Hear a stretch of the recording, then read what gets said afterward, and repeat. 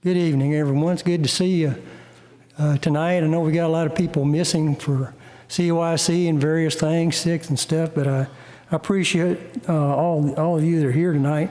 I'd rather walk around, but I'm doing slides, so I got to stay right with this microphone. So bear with me. I'm not used to using slides either, so hopefully I can get through this okay. What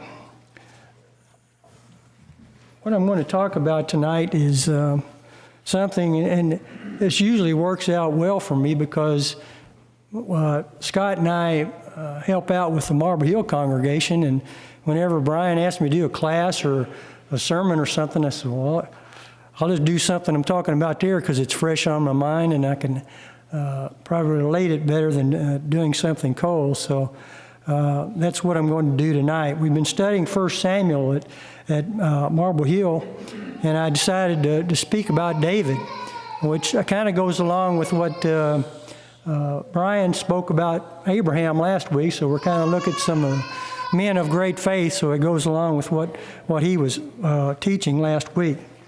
Now, I only have one prop tonight, and so I'm going to ask you a question. What do you think, what first comes to your mind when you're thinking about David? Let me see if this helps.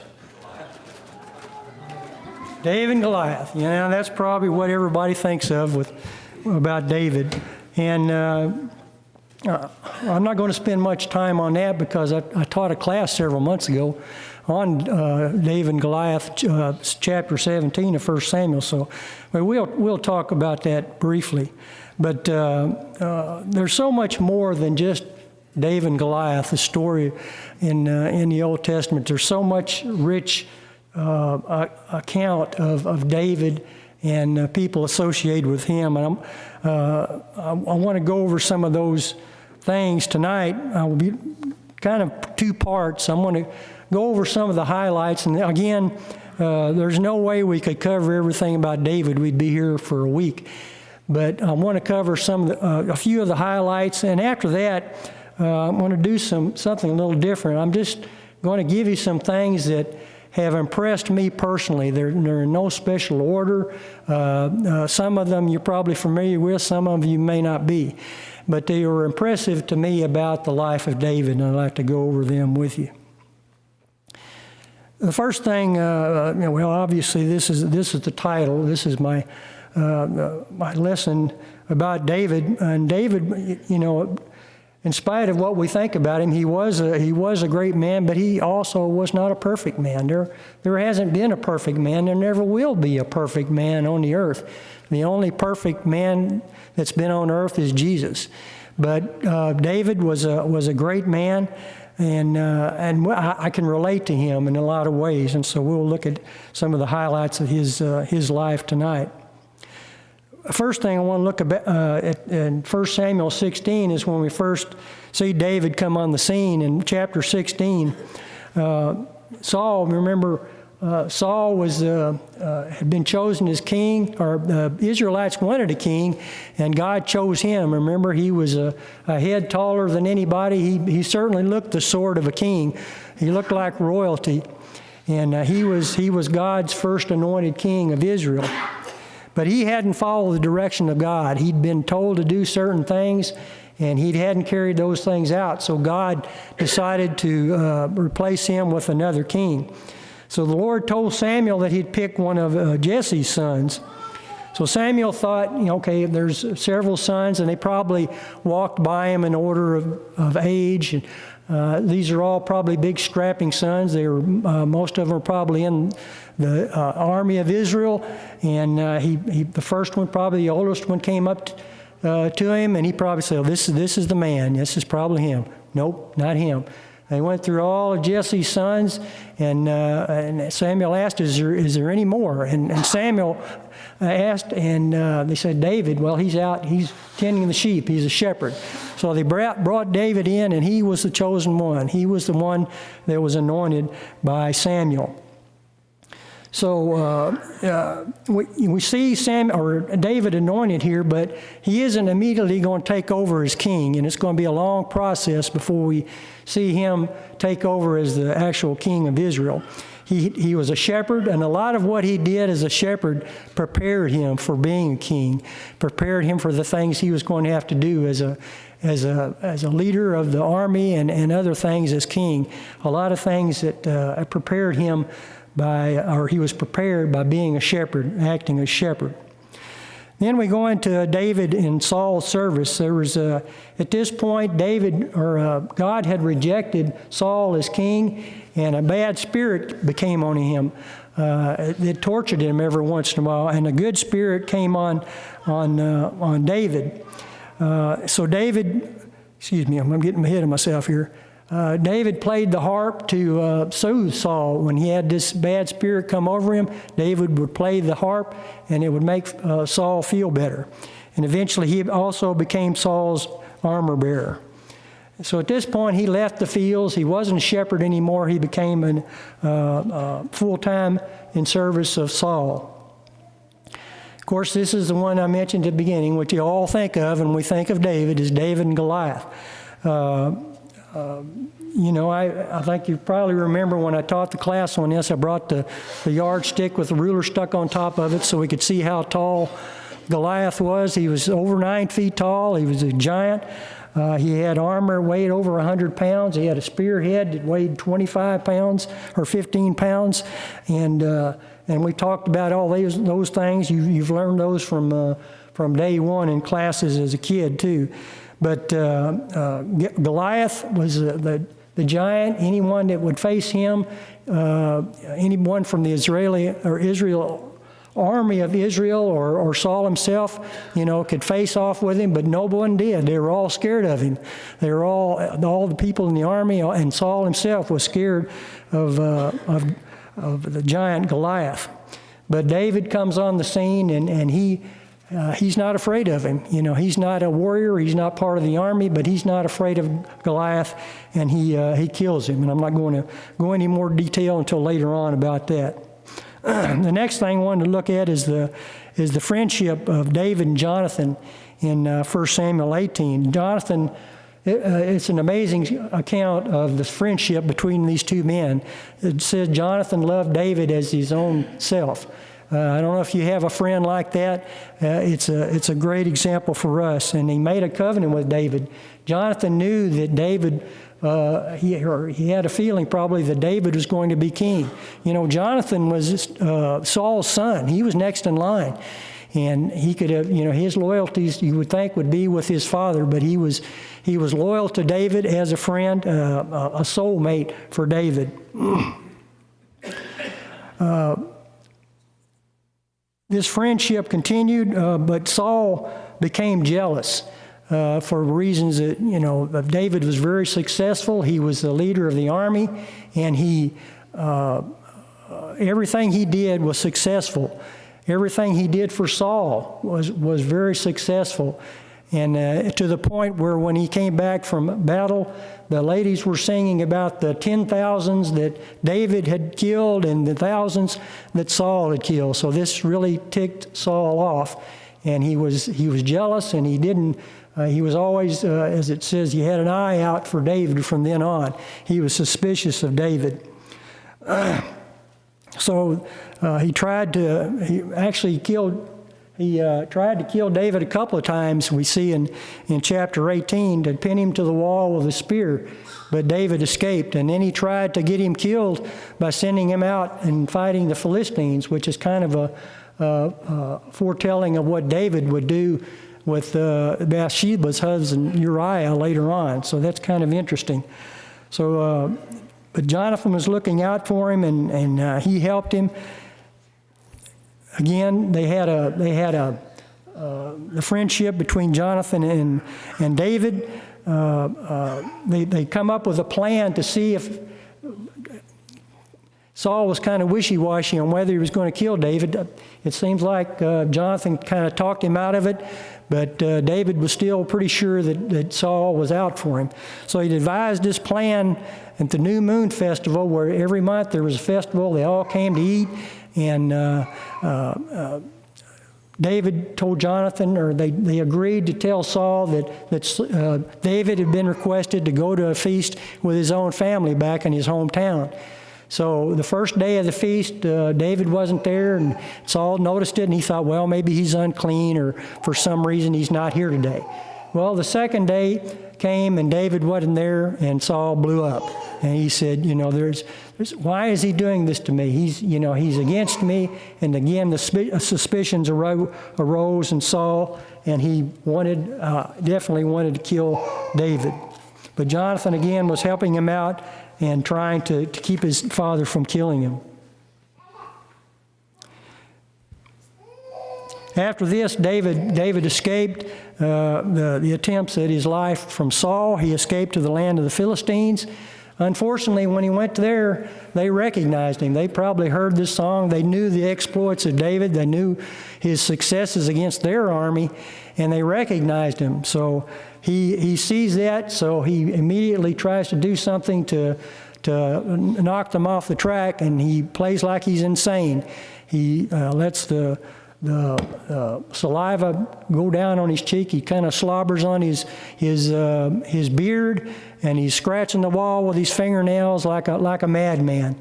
And the king of the Philistines says, "What are you doing, sending this guy? Why you got this guy around? I don't need another madman. That's not going to do me any good here." So David found another way of escape by faking insanity. It's an interesting story. Next, we have David going, after he's escaped, he goes to the priest Ahimelech to get some food and a sword. He tells Ahimelech, he's on a mission from the king, and he had to leave really quick, and he didn't have his sword, so he asked if Ahimelech could give him some food and give him a sword. So Ahimelech gave him the showbread from the tabernacle, the bread that was really supposed to be just for the priest, but he gave it to him, and he also gave him the sword of Goliath. So Saul found out about this, and he had Ahimelech and 85 priests killed. He asked his servants to do it, but they refused to do it, so he asked another person, one of his chief servants, to kill Ahimelech and all the priests. And they did that. Not only did they do that, but they killed everyone in the city of Nob, all the priest families, their young, their old, their cattle, everything. It amazes me sometimes to think about some of the treachery we see in the Old Testament, the number of people that died. And apparently this one man, in the orders of Saul, killed not only the 85 priests, but the many people living in the city also. Interestingly enough, too, and I didn't know this until I was studying it, Ahimelech was the great-grandson of Eli, the high priest. Remember Eli and his two evil sons? And God proclaimed against Eli that, he would... his family would be cursed because of the sin of his sons, and Eli not taking care of that sin. And here we are many years later seeing part of that prophecy fulfilled when Ahimelech was killed. So it's interesting how, it always amazes me how God works, and we see that in the Old Testament, well, in the New Testament too.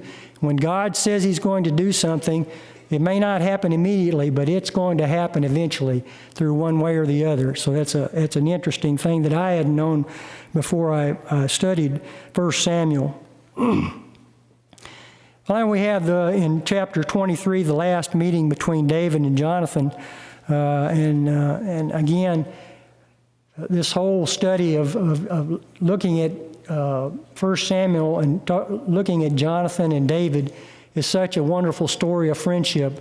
If we could only be the kind of friend that Jonathan was to David and vice versa, we would be so much better off. And I think it's a lesson for us all to learn.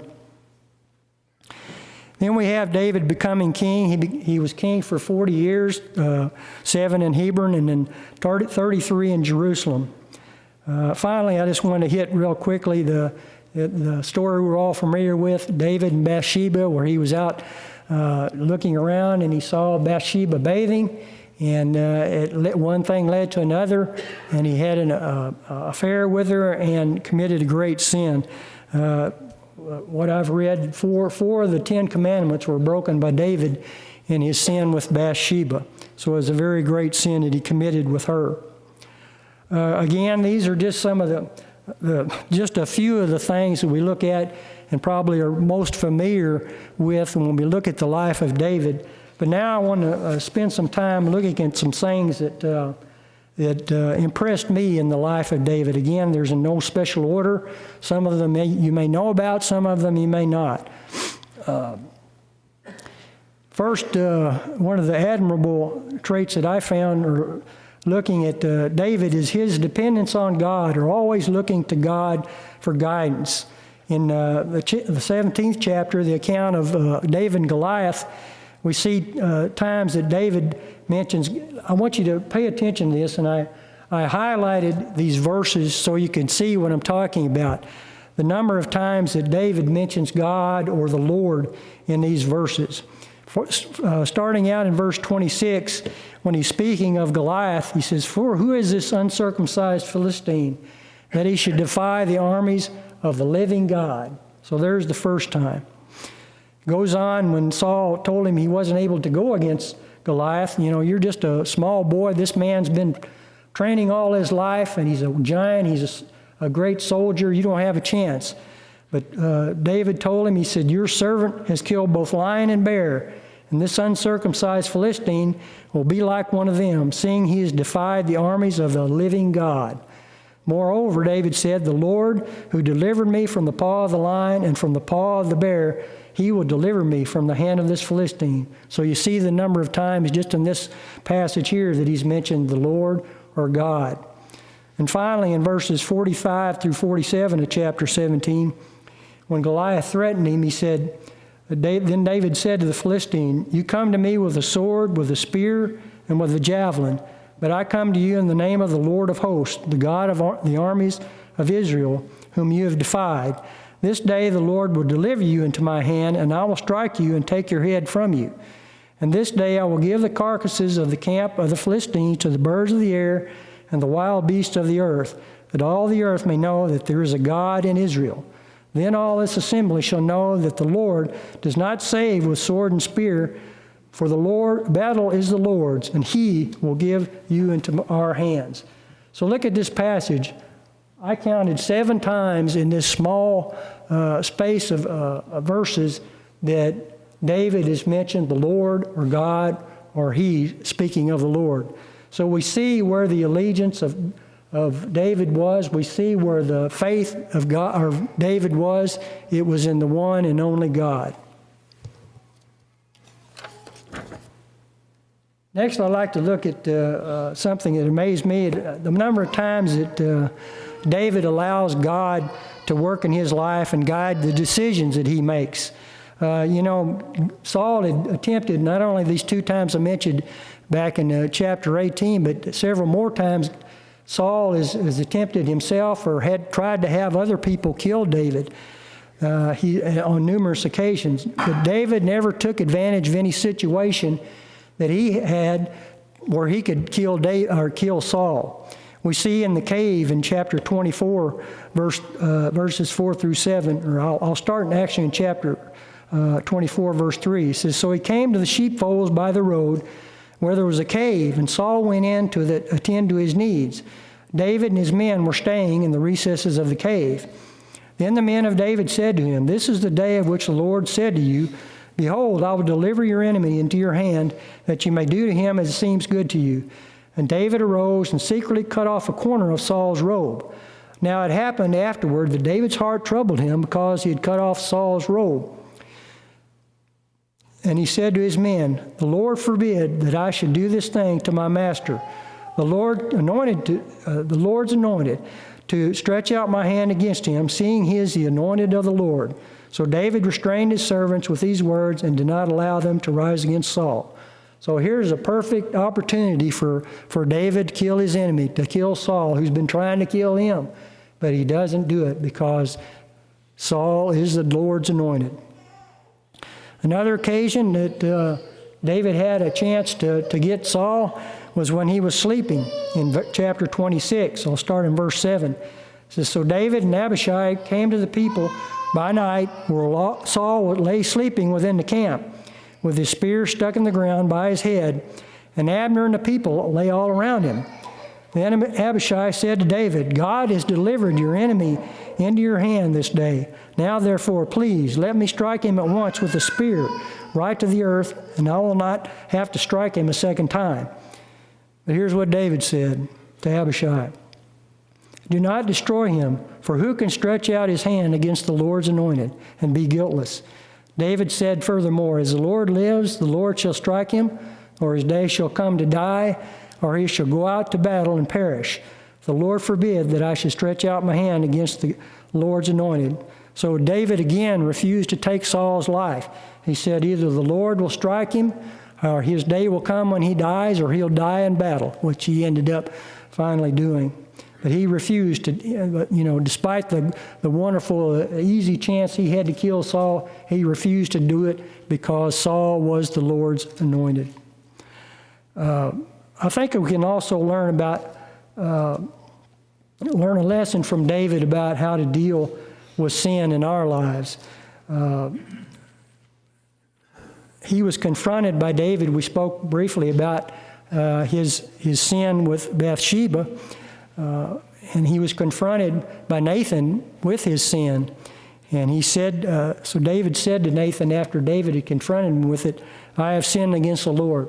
He didn't make excuses. He didn't say, this is the reason I did this. He didn't come up with any excuses. He just said, "I have sinned against the Lord." What a great example of repenting or turning away from sin we have from David here. Also, later on, David ordered a census just on his own out of pride or for whatever reason. It wasn't authorized by God. So he said in chapter 24, verse 10, after God told him he's going to be punished for this, and it says, "David's heart condemned him after he had numbered the people. So David said to the Lord, 'I have sinned greatly in what I have done. But now I pray, O Lord, take away the iniquity of your servant, for I have done very foolishly.'" And it's interesting, again, David was quick to repent, quick to admit his sin, and sometimes I think that's something we need to think about when we sin. Are we able to repent? Are we able to turn from it? Are we able to admit it to one another, the sin that we have in our lives? Even though David repented of his sin, he still had to deal with the consequences, just like we do. We can be forgiven of a sin, but we still might have to deal with things that come about as a result of that sin. As a result of his sin with Bathsheba, the son that Bathsheba conceived died, so he lost a son. As a result of that unauthorized census that David had his people do, 70,000 men lost their lives. It's just unfathomable to me. Can you imagine what David must have felt like when he found out, this is the result of my frivolous taking of a census of the army or of the people of Israel? I can't imagine. Sometimes we do the same thing. We either blame somebody else or we don't want to take responsibility for our sin, and we don't want to have to deal with the consequences. But unfortunately, our sin will find us out, and we will have to deal with the consequences. And I think that's a great example that David has given us in dealing with sin. Another thing that always impressed me about David was him always seeking God's assurance or guidance when making his decisions.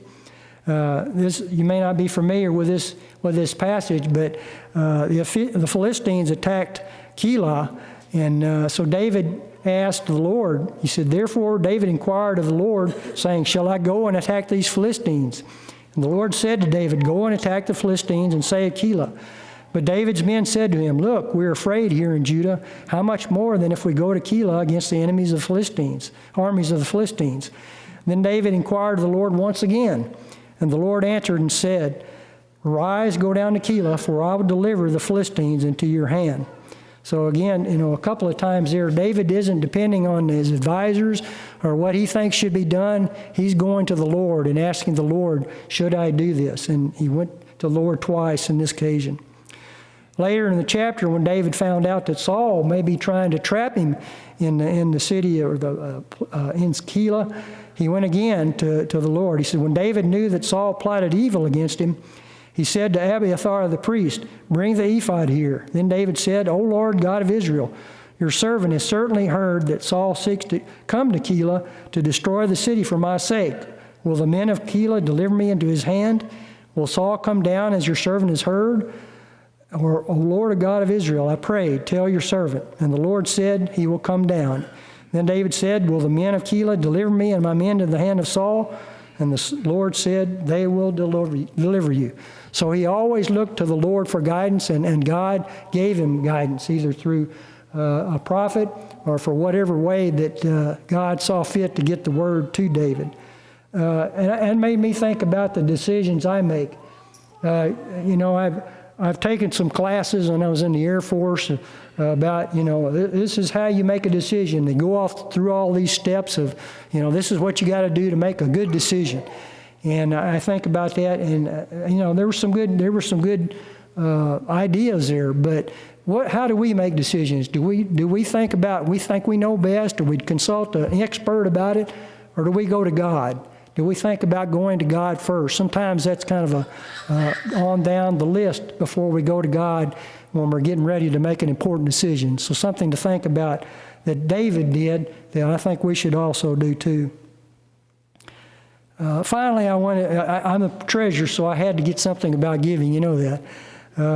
Something that impressed me about David was his generosity and knowing that everything he had came from the Lord. These are some of my favorite verses.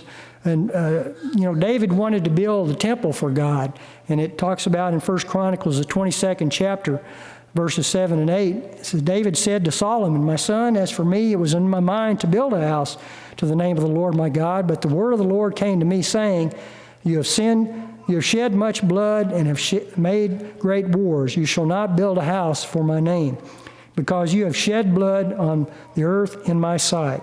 So he wanted to do it, but he couldn't. God wouldn't allow him to do it because of all the blood that he'd shed as the leader of the army. So it goes on in chapter 29 of 1 Chronicles that David couldn't build the temple, but he's going to do everything he can to help his son prepare to build that temple. All the materials, all the money he needed to build the temple. And it's interesting to me, it points out that even from David's own personal fortune, he took money, a lot of money and goods, so Solomon would have everything he needed to build the temple. And not only that, his men saw the example that he set, and they did the same thing. They provided from their own money and from their own fortunes materials and money to build the temple to God. Do we think about that when we give back to God? Do we think about what God said here? It just amazes me what David says. But who am I and who are my people that we should be able to offer so willingly as this? For all things come from you, and of your own we have given you. That says it all, doesn't it? What a great privilege it is for us to be able to give back, because everything we have comes from God. Everything, we think we're hot shot. I have this great job. I've got this money through whatever means, but it all is there because God allowed it. And we need to think about that and think about how blessed we are when we give back to Him, because it all came from Him.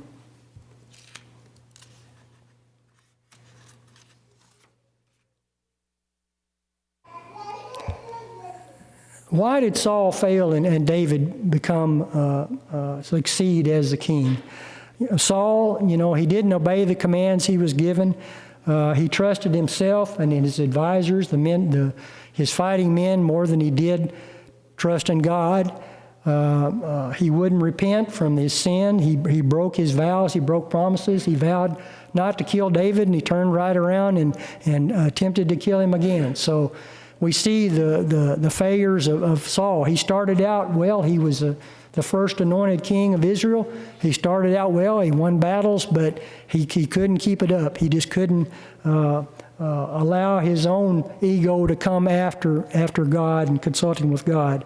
On the other hand, we have David, who always, he wasn't the head above everyone else. He wasn't that tall. He wasn't that impressive of a man as Saul was, but his outward appearance wasn't what God was looking at. When he sinned, he repented. He confessed to his sin. He fessed up to his sin. He obeyed God's word, and he always did what God asked him to do. And that's why it says that he had the heart after God. In Acts, the 13th chapter, verses 7, I'm going to read verses starting in verse 17. It says, the God of this people, Israel, this is Paul speaking, he says, the God of this people, Israel, chose our fathers and exalted the people when they dwelt as strangers in the land of Egypt. And with an uplifted arm, he brought them out of it. Now, for a time of about 40 years, he put up with their ways in the wilderness.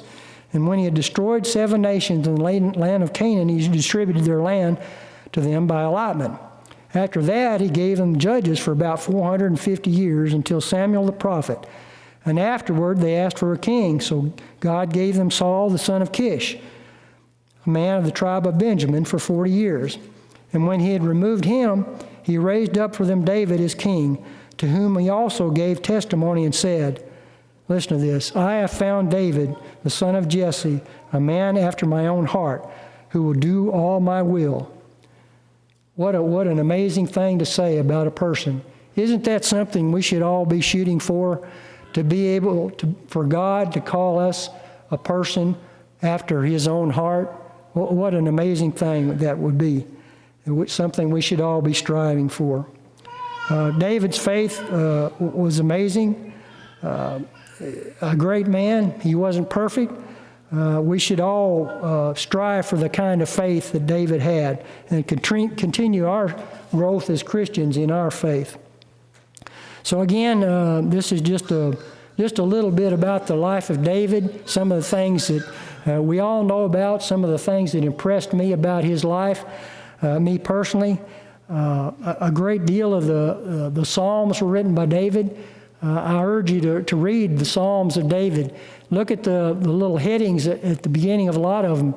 It'll say, for instance, he wrote this one when Doeg the Edomite was betraying him to Saul. And it's interesting to read the account of in 1 Samuel and read the Psalms that go with them. So I've never done that before, so I urge you to do that. There's so much we can learn, so much we can read about David. But he wasn't perfect. He sinned. But he was willing to take responsibility for his action and confess and repent and come back to God. Are we willing to do that? Have you repented from your sin? Have you, unless you've obeyed the gospel, the blood of Christ is not going to do you any good. You have to obey the gospel in order to encounter the blood of Christ, which takes away the sin of us all. If you haven't done that, I invite you to come to do that now. If you hadn't, or if you need the prayers of the church for whatever reason, we stand ready to help you right now. Now's the best time. We ask you to come if you need to while we stand and sing. Wonderful.